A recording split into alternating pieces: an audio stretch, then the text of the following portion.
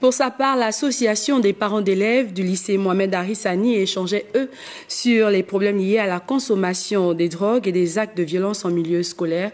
C'est au cours d'une assemblée générale à laquelle prenaient part les élèves de cet établissement. Reportage. Ce n'est plus une affaire du ministère de l'Éducation nationale.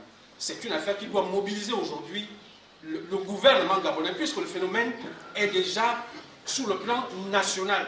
La rencontre est importante au regard de l'intérêt justifié par la pertinence des points évoqués.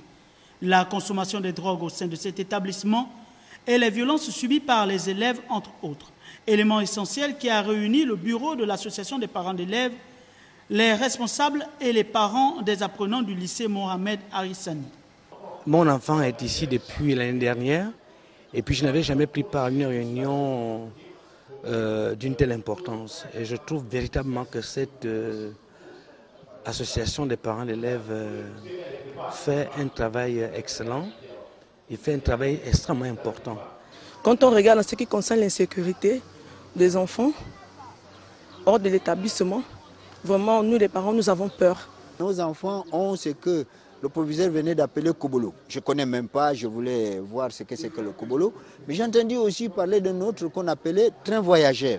Levons-nous et hâtons-nous de mettre des stratégies nouvelles pour endiguer le phénomène, devenu inquiétant, souligneront le président de l'APE et le directeur du lycée au regard de la montée de la vague malsaine qui baigne les établissements de la capitale gabonaise et ceux de l'intérieur du pays. Nous allons discuter pour pouvoir chercher à trouver les voies et moyens à ce que ce problème soit éradiqué. Nous, aujourd'hui, avec notre APE, on a voulu faire une pierre de coups, n'est-ce pas, en leur donnant cette information du ministère, mais en même temps aussi leur présenter la situation de notre établissement qui n'est pas épargné par le phénomène d'agression.